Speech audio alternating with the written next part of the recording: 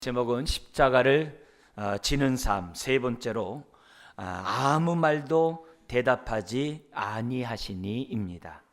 우리가 읽지 않았습니다만 23장 9절에 있는 말씀입니다. 우리는 지금 예수님의 공생의 마지막 삶을 보고 있습니다. 신앙생활이라는 것은 예수님이 가신 그 길을 따라가는 것이 신앙생활이죠. 그래서 마지막 여정을 보면서 우리가 본받아야 될 것들이 무엇인지 주님의 모습을 통해 우리는 교훈을 삼고 있습니다. 특별히 오늘은 침묵하시는 주님, 침묵하시는 주님을 우리가 바라보면서 특별히 40일 신앙훈련하는 저와 여러분들이 주님과 같은 정말 말할 때 말하고 침묵할 때는 비록 자신이 죽을 수밖에 없는 그런 상황이라 할지라도 침묵할 때는 침묵하는 주님의 그런 모습을 저와 여러분들이 본받기를 원합니다. 침묵 또한 강력한 언어입니다. 이스라엘 백성이 여리고성을 무너뜨릴 때 13바퀴를 일주일 동안 돌죠. 매일 한 바퀴씩 돌다가 마지막 날에는 7바퀴를 돕니다. 근데 도는 방법이 어떻습니까? 7 제사장이 7 양 나팔을 불며 그들이 여리고성을 돕니다. 그리고 백성들은 침묵합니다. 일체 말을 하지 않게 합니다. 그리고 마지막 날 7바퀴 돌 때도 똑같습니다. 6바퀴 때 아무 소리 내지 말라고 합니다. 그리고 마지막 제사장의 신호에 따라 나팔이 울릴 때 소리를 지릅니다. 그러자 여리고성이 무너지는 그런 역사를 우리는 봅니다. 적들 앞에 침묵하면서 도는 것은 엄청난 언어입니다. 침묵은 그뿐만이 아니라 정말 우리 입에서 나오는 그 모든 말에 귀를 기울이게 해요. 예를 들면 예수님이 최후법정에서 필요한 말만 하시고 나머지 말은 안 하세요. 예수님이 침묵하는 그걸 통해서 예수님이 입에 나오는 그 말에 사람들을 집중하게 만드는 능력이 있어요. 그런 의미에서 우리가 이런 침묵하는 이런 훈련들은 저와 여러분들에게서 매우 중요해요. 우리가 하나님 앞에 기도할 때에도 듣는 기도보다 귀중한 게 없어요. 듣는 기도가 뭡니까? 하나님 앞에 내가 막 소리를 내는 것이 아니라 나에게 말씀하시는 주님의 음성이 무엇인지를 듣는 거죠. 기도에 있어 가장 기본이 듣는 기도거든요. 그리고 하나님의 말씀에 따라 하나님의 선하시고 기뻐하시고 온전한 뜻이 무엇인지 분별하는 이 침묵 기도가 우리가 신앙생활하는 데 있어서의 가장 기본이 되는 기도 생활이 돼야 한다는 것을 저와 여러분들이 잊어서는 안 됩니다. 오늘 본문에는 4종류의 사람들이 나옵니다. 예수를 십자가에 못 박으라 하는 종교 지도자들과 그들에 의해서 정말 동원된 그 무리들의 외침, 얼마나 시끄러운지 몰라요. 반면에 자신의 권력을 가지고 무제한 예수 그리스도를 넘겨주는 십자가에 못 박으라고 말하는 헤롯과 빌라도. 오늘 본문 23장 12절에는 둘이 원수였는데 이날만큼은 당일에 서로 친구가 되었다 그래요. 이들의 말 또한 생명의 언어가 아니고 사망의 언어를 사용하고 있는 것을 보게 됩니다. 또 하나는 자신의 목숨을 위하여 맹세까지 하면서 예수를 부인하는 베드로의 그 외침, 그리고 도망간 그 제자들의 그러한 두려움에 떨어 있는 그들의 정말 뒷모습의 모습들, 얼마나 어두운지 몰라요. 그러나 이런 가운데서 유독 자신의 정말 이 땅에 오셔서 하나님의 뜻을 이루고 그 뜻 외에는 말하지 않고자 침묵하는 주님의 모습이 대조가 돼요. 살고자 하는 베드로와 죽고자 하는 주님의 이런 모습들. 정말 오늘 주님의 이런 모습들이 오늘 나에게 얼마나 있는가. 정말 우리가 심사숙고하게 생각하고 이 40일 신앙훈련을 하면서 특별히 이런 침묵훈련 좀 했으면 좋겠어요. 제가 기회가 있을 때마다 이 큐티에 대해서 여러분들에게 소개를 해요. 큐티를 하면서 우리가 일정 시간, 일정 장소에서 말씀을 묵상하고 그 말씀에 따라서 우리가 이렇게 살겠다라고 큐티를 합니다. 근데 이 큐티는 뭐냐면 익스텐디드 해가지고 확장된 큐티라고 그래요. 이건 뭐냐면 하루 종일 그 말씀을 묵상하면서 그 말씀에 지배를 받는 거예요. 우리의 생각과 우리의 마음과 우리의 행동을 지배받는 훈련이에요. 그래서 이런 훈련들을 정말 우리들이 기회가 있을 때 하나님 앞에서 행하는 것이 굉장히 중요해요. 아무리 분주한 직장 생활을 한다 할지라도, 분주한 하루의 삶을 살아간다 하더라도, 하나님, 내가 하루 온종일 오늘 내가 하나님의 들은 이 말씀에 따라 살기를 원합니다. 이런 훈련들은 정말 우리들이 일생 해야 될 매우 중요한 일이에요. 그런 의미에서 귀납자 성경 연구 같은 것은 너무 중요해요. 왜요? 한 본문을 하루 종일 하지 않으면 안 되거든요. 그래서 일주일에 한 번이라도 정말 많은 시간을 투자해서 말씀을 통해 주의 음성을 듣고자 하는 이런 훈련들은 저와 여러분들이 해야 될 중요한 훈련이라고 봐요. 우리가 사는 이 세상은 소리가 너무 많아요. 너무 많은 정보가 넘쳐나고 있고 많은 소리들이 쓰나미처럼 밀려오고 있어요. 그 속에서는 우리가 들어야 될 소리도 있지만은 자신들의 정욕과 자신들의 이익을 얻고자 하는 그런 소리들이 참 많아요. 이런 세상 속에 주님이라면 어떻게 사셨을까?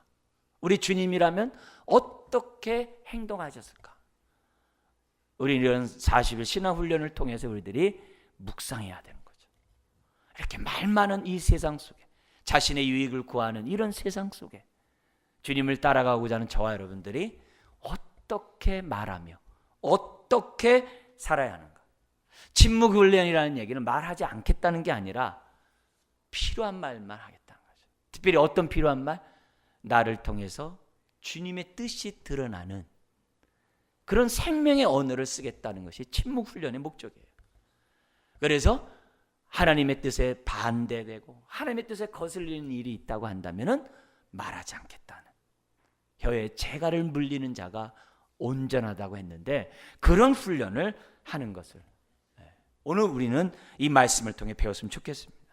우리 주님은 마지막 그 법정 앞에서 자신이 죽을 수 있는 그런 상황에서도 필요한 말씀에는 침묵하십니다. 이런 모습은 오늘날이나 당시 문화로 볼 때 이상한 일이죠. 자기를 죽이려고 하고 자신이 무죄한 자신에서 죄를 씌우려고 죽이려고 하는 자에게 나는 무죄하다라고 말하는 것은 당연하죠. 그러나 죽이려고 하는 그런 가운데서 주님은 침묵하세요. 침묵하세요. 더구나 정말 우리 주님 빌라도 앞에조차도 침묵하시는데, 침묵하는 이유는 다른 게 아니죠. 첫 번째는 죽어야 되는 하나님의 뜻을 이루기 위해서요. 그러나 두 번째 이유도 있어요. 우리가 읽지 않았습니다만 23장 23절을 한번 보겠습니다. 같이 한번 읽겠습니다. 그들이 큰 소리로 재촉하여 십자가에 못 박기를 구하니 그들의 소리가 어떻게 했다고요? 이긴지라. 빌라도는 대제사장을 비롯한 사람들에게 예수 그리스도가 죄가 없다라고 3번씩이나 얘기했어요. 심지어도 예수 그리스도가 범죄한 그 죄는 채찍을 때려서 내보내는 죄라는 것을 알고 있어요. 그러나 예수님은 알았어요. 빌라도가 사람들의 소리를 이기지 못할 것을 알았어요. 그런 빌라도 앞에 예수 그리스도가 말한들 무슨 의미가 있겠어요? 그러니까 이런 모든 것을 아셨기 때문에 우리 주님은 침묵해요. 근데 침묵할 뿐만이 아니라 우리 주님은 예수님에게 대해서 신문하는 빌라도에게, 네가 유대인의 왕이냐? 신문하는 빌라도에게 오히려 그 신문하는 빌라도의 영혼을 위하여 질문을 해요. 당시 나에게 지금 유대인의 왕이냐고 물었는데 그것이 스스로 한 말이냐, 아니면 누가 알려줘서 들은 그 말을 한 말이냐.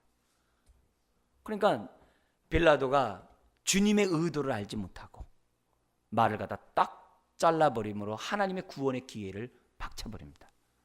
내가 유대인이야?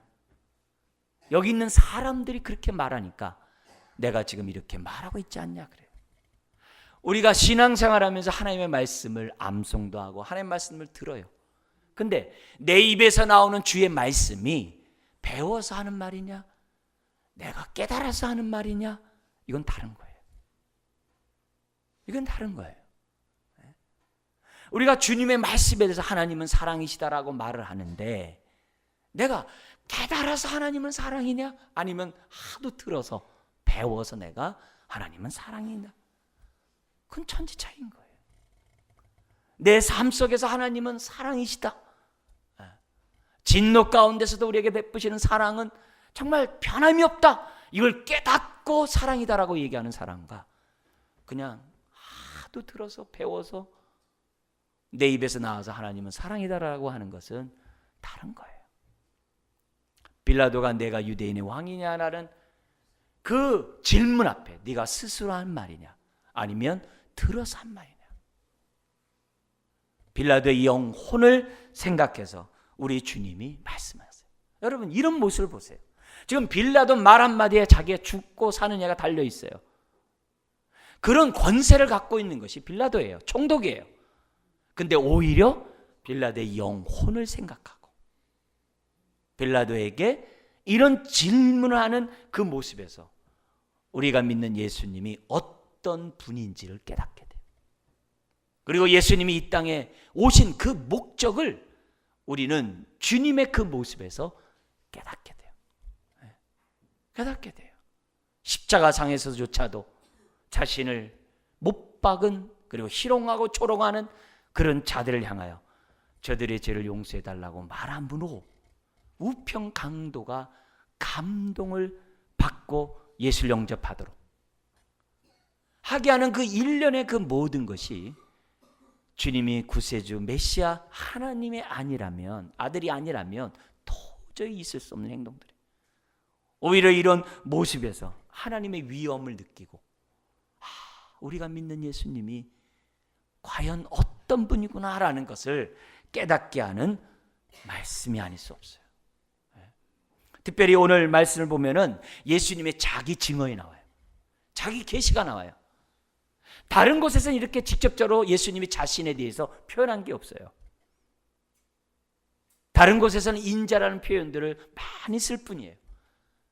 자칭 왕, 자칭 하나님의 아들, 자칭 그리스도 이런 말을 안 하세요.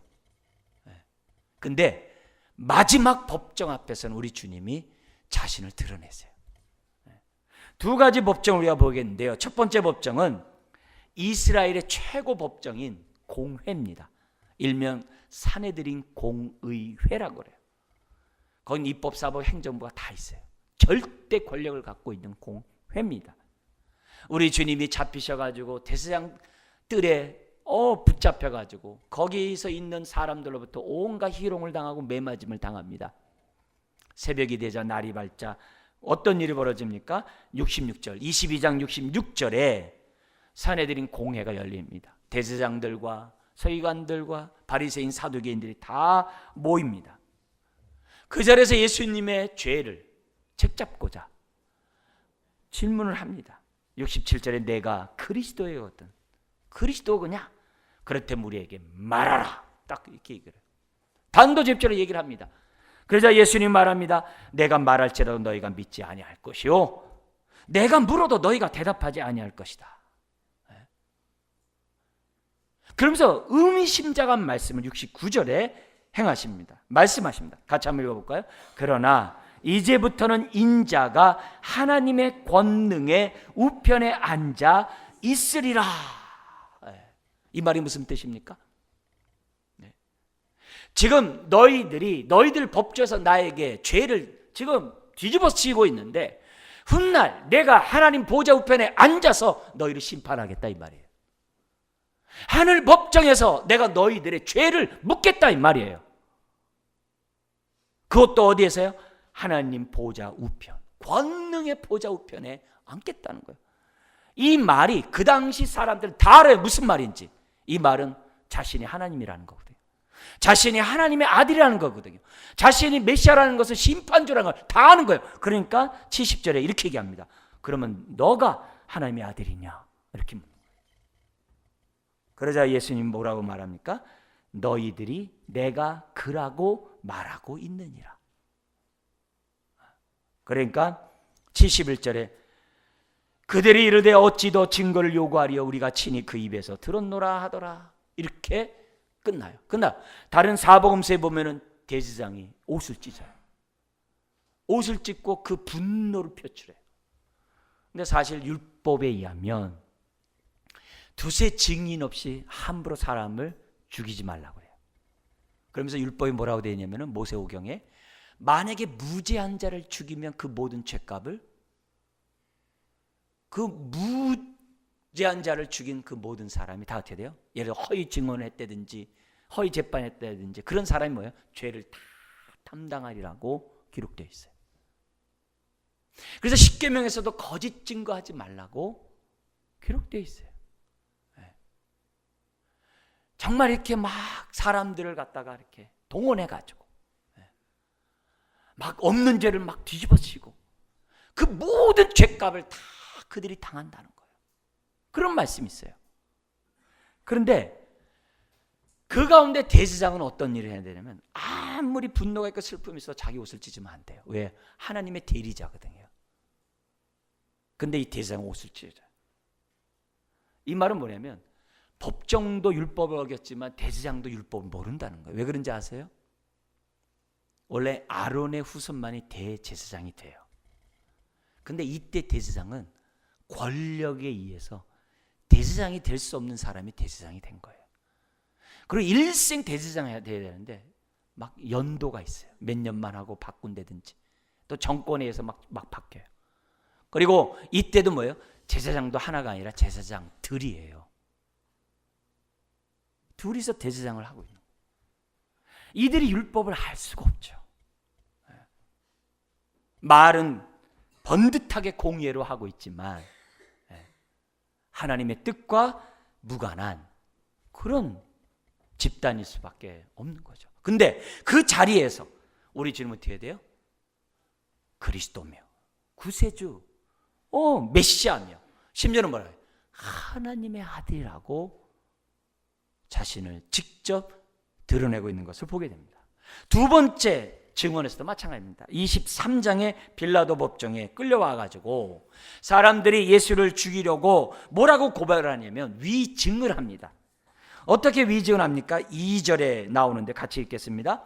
고발하여 이르되 우리가 이 사람을 보매 우리 백성을 미혹하고 가이사에게 세금 바치는 것을 금하며 자칭 왕 그리스도라 하더이다 하니.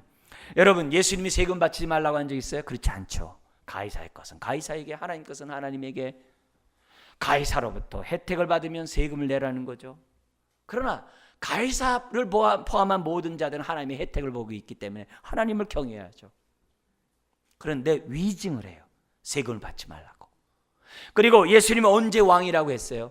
근데 자칭 왕이라고.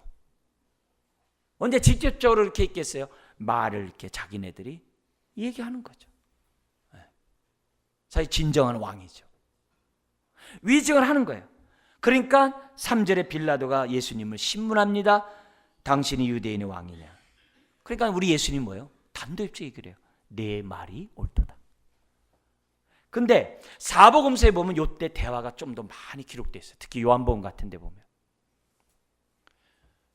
빌라도가 자꾸 예수를 놓아주려고 하는 거예요.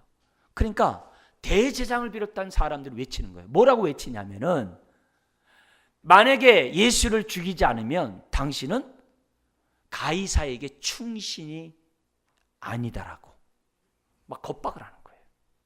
그래도 놓아주려고 하니까는 우리에게는 가이사 외에는 왕이 없다라고, 가이사 외에는 왕이 없다라고 어떻게 돼요? 말을 해버림으로 스스로 어떻게 돼요? 하나님의 백성됨을 거절한 거예요.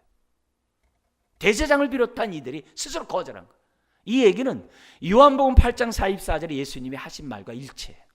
예수님 뭐라 그랬어요? 그들을 향하여 너희들의 아비는 마귀니라. 마귀의 성품과 습성을 그대로 갖고 있다는 거예요. 스스로 하나님의 백성됨을 거절해버려요. 우리의 왕은 가이사 외에는 없습니다. 그런 내용이 요 신문 가운데 들어가 있어요. 그리고 나서 예수님에게 묻는 거죠. 내가 유대인의 왕이냐. 그렇다. 그래서 빌라도가 예수님의 죄 그 패에다가 쓴 거죠. 유대인의 왕이라. 히브리 말, 헬라 말, 로마 말, 세 말을 딱 써놓은 거예요. 그러니까 대제사장이 또 그건 또 싫으니까 자칭 왕이라고 쓰라고 얘기하는데 빌라도가 뭐라 그래요? 나는 할 도리를 했다. 그러니까 서로 사실 앙숙이거든요. 근데 이 모든 배후에는 하나님이 역사하고 있는 거예요. 그들의 이익에 의해서 자기 나름대로 하면서 결국 유대인 왕을 썼지만 예수 그리스도는 유대인 왕으로 십자가에 죽었다는 하나님의 그 뜻을 이방인의 손을 통해서 증거하신 거예요. 그래서 바울은 로마서에서 깊도다 하나님의 지혜에 부유함이요 이렇게 했던 거예요. 그런 모습이 성경에 지금 기록되어 있는 거예요. 우리 주님은 로마 법정 앞에서도 자신이 누구인지를 분명히 밝힌 거예요. 여러분 여기서 우리가 잘 아셔야 돼요. 예수님이 하나님의 아들이고 또 유대인의 왕뿐만 아니라 만왕의 왕이고 그리스도라고 한다면은 이 엄청난 신분을 갖고 있다는 사실을 우리가 깨달아야 돼요. 그리고 그것을 깨달으면 깨달을수록 그분이 나를 위해 죽으셨어? 이 은혜가 달라지는 거예요.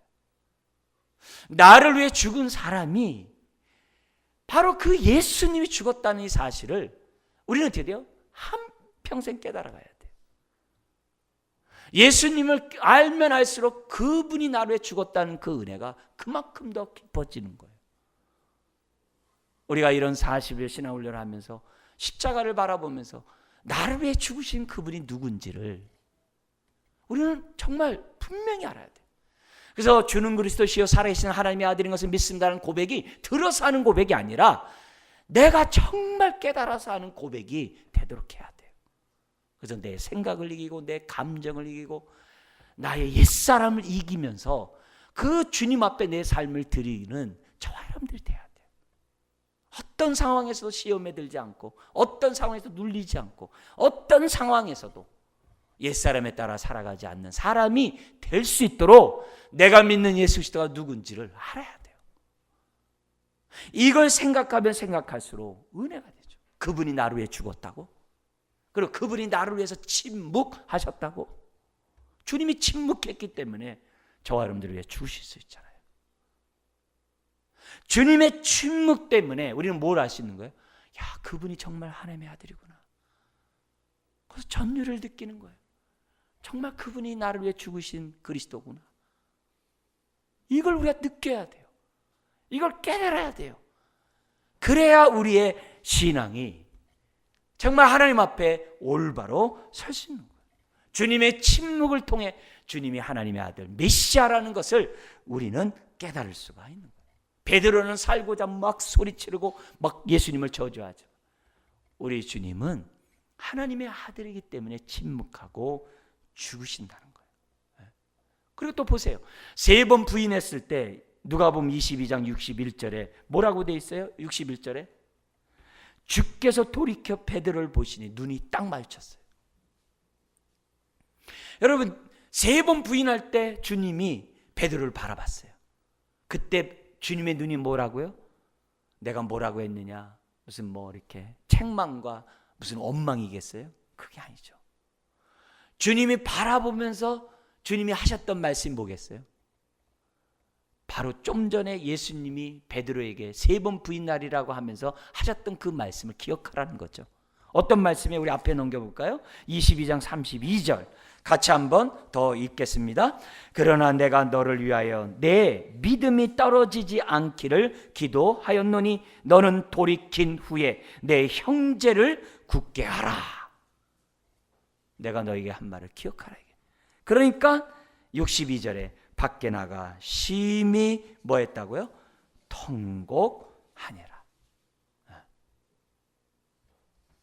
여러분 예수님의 사역을 보면 항상 침묵이 기본이에요. 예수님의 사역의 모든 원동력이 침묵이에요. 예수님이 사역하기 전에 뭐 했어요? 40일 금식 기도했잖아요. 그래서 우리가 40일 신앙훈련 하자는 거 아니에요? 예수님은 사역하기 전에 40일 금식 기도했어요. 그게 침묵 훈련이에요. 광야로 나가서 침묵 훈련을 하셨어요. 그게 침묵 기도예요. 그렇기 때문에 예수님이 행하는 모든 것이 어떻게 돼요? 스스로 말하지 아니하고 예수님 뭐 했다고 그래요? 아버지께 들은 말씀만 전한다고 그래요. 예수님은 스스로 말하지 않는다고 그랬어요. 들은 말씀만 전한다고 그랬어요. 그 말이 뭐예요? 주님이 침묵 훈련이 잘 돼 있다는 거죠. 우리가 침묵 훈련하는 게 다른 게 아니에요. 나를 통해 주의 뜻이 드러내기 위해서 저와 여러분들 뭐예요? 침묵 훈련하는 거예요. 예수님의 하루 일과 스케줄이 마가복음 1장에 나와요. 마가복음의 1장에 예수님이 어떻게 하루를 살았는지가 나오는데요, 안식일 날 회당에 오전에 들어가셔서 말씀을 가르쳐요. 그리고 회당에서 나와가지고 베드로의 집에 누워있는 장모를 고치기 위해서 베드로 집에 들어가세요. 그리고 베드로 고쳐요. 그리고 그 장모로부터 수중을 들어서 식사를 해요. 그리고 안식일이 끝나고 저물어 가자 각색 병든 자들과 귀신 들린 자들이 예수님 앞에 몰려오는 거예요. 인산인해로. 그래서 그것을 각종 병든 사람들을 일일이 고치세요. 그리고 귀신 들린 자를 쫓아내요. 그런데 그 다음 날 뭐라고 되어 있냐면, 마가복음 1장 35절에 뭐라고 되어 있냐면, 새벽 아직도 밝기 전에 이렇게 있어요. 새벽 미명에 우리 주님이 일어나사 기도하시러 한적한 곳에 가시니라 그래요. 이게 예수님의 일생이에요. 새벽 기도한 거예요. 그러니까 제자들이 나중에 뭐예요? 예수님 찾아온 거예요. 주님, 어제 사람들이 주님을 찾습니다. 그때 우리 주님, 그럼 빨리 가서 계속 가자. 그게 아니라 다른 마을로 가자 그래요. 다른 마을로 갈 수 있었던 것은 뭐예요? 아침 새벽 기도하면서 하나님의 뜻을 들은 거예요. 분별한 거예요. 예수님의 하루 일과가 항상 그렇게 시작이 되었어요. 주님의 모든 원동력이 침묵 기도였어요. 그래서 어떻게 하든지 자신을 통하여 하나님의 말씀만을 전하고자 우리 주님이 하셨던 것을 보게 돼요.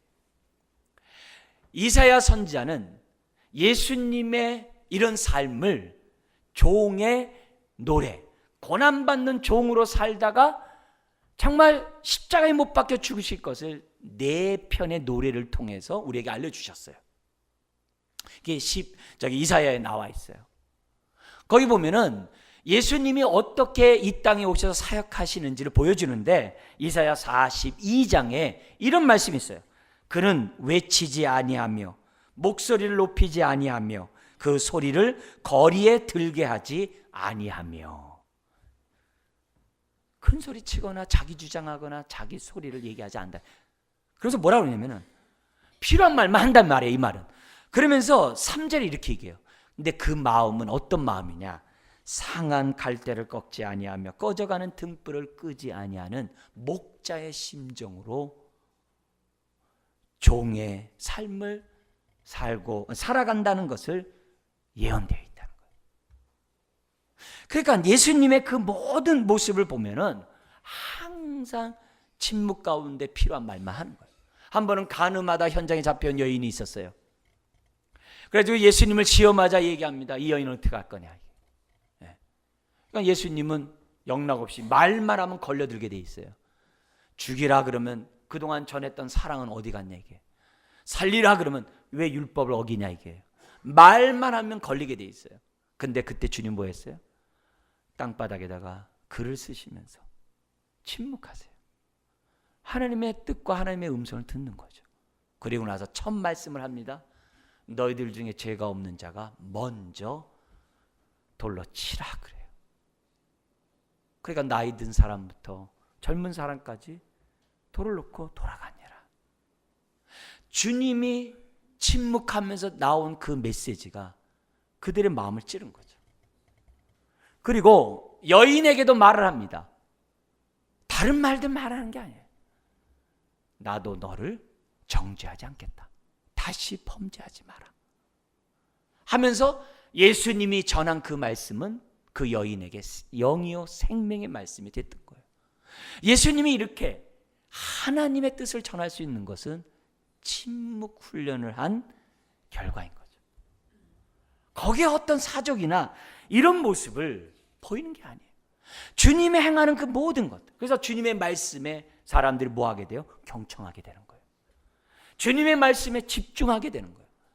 주님의 말씀에 사람들이 어떻게 돼요? 은혜를 받는 거예요. 주님의 말씀에 하나님의 위엄을 느끼는 거예요. 하나님의 임재를 느끼는 거예요.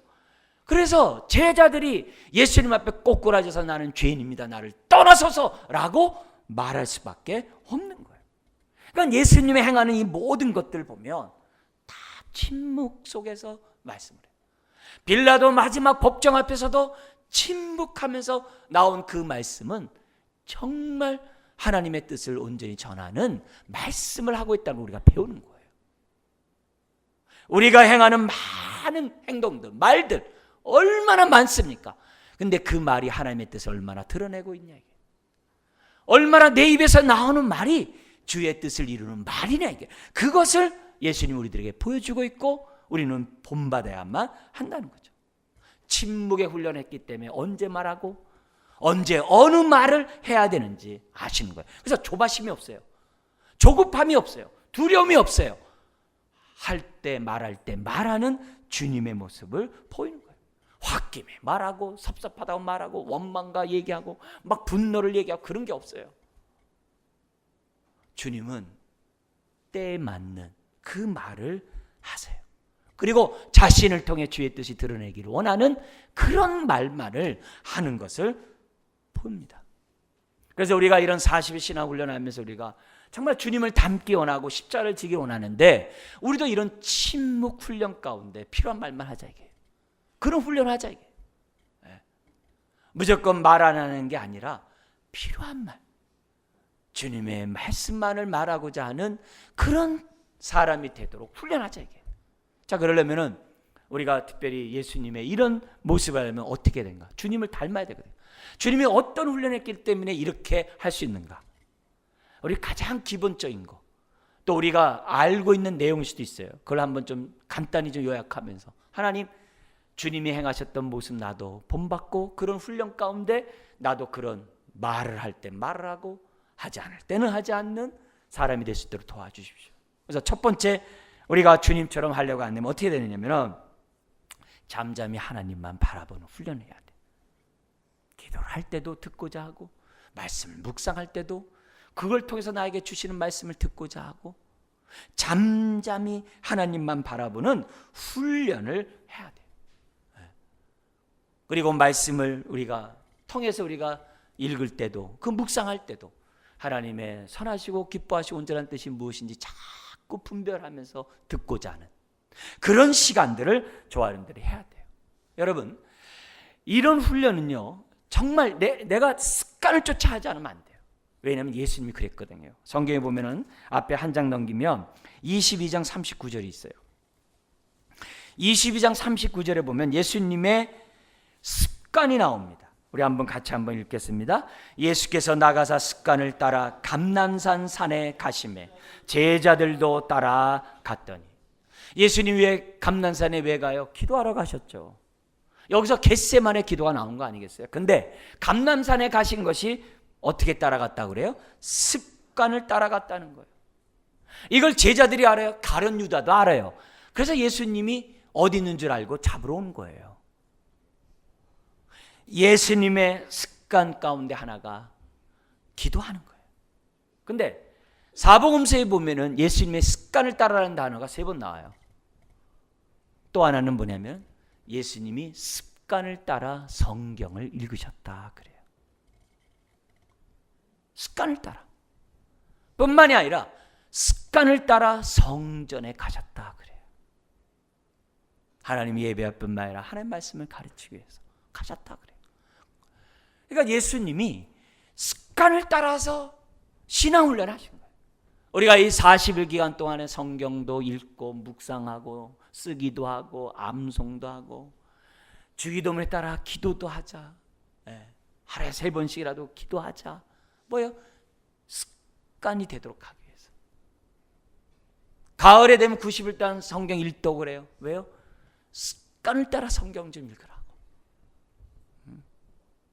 매주 우리가 하루에 4장씩 읽자고 이렇게 해요. 왜요? 습관을 따라 읽으라고. 왜요? 그렇게 돼야 우리가 하나님의 뜻을 분별할 수도 있고 하나님의 음성을 들을 수가 있거든요. 내 소리로 막 하지 않을 수 있다고요. 내가 하는 소리가 하나님의 뜻을 나타내는 소리가 될 수 있거든요. 그래서 주님이 그렇게 하셨다면 저와 여러분들도 본받아야죠. 믿음의 선배들도 시편에 보면 그럽니다. 내 영혼아 잠잠히 하나님만 바라며 나의 구원이 그에게서 나온도다.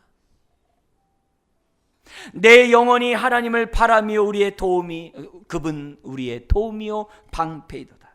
너희는 가만히 있어 나의 하나님됨을 알지어다. 하나님 앞에 좀 가만히 있으라 이거죠. 우리가 이런 훈련들을 해야 돼요. 두 번째는 예수님이 하신 훈련이 있는데 우리 겟세마네 동산에서 나왔어요. 나의 원대로 마옵시며 아버지의 원대로 되기 원합니다. 그 훈련을 해야 돼요. 우리가 십자가를 짊어지는 삶이 뭐예요? 자기를 부인하고 자기 십자가를 지고 주님 따라하는 거죠. 그래서 자기 부인 훈련해야 돼요. 이 자기 부인은 다른 게 아니에요. 말씀에 따라 하나님의 뜻이 아니면 생각도 바꾸고, 말씀에 따라 이것이 하나님의 뜻이 아니면 내 마음도 바꾸고 내 행동도 바꾸는 옛것을 제거하는 훈련이에요. 옛사람을 부인하는 훈련들을 저와 여러분들이 해야 돼요. 말씀에 따라, 내가 환경에 따라 결정하는 게 아니라 말씀에 따라 결정할 수 있을 때까지 끊임없이 우리가 뭐예요? 나의 옛것을 버려야 돼요. 육의 생각은 사망이요 성령의 생각은 생명과 평안인데, 하나님 내가 성령의 생각으로 육의 생각 자꾸 버리게 해주십시오.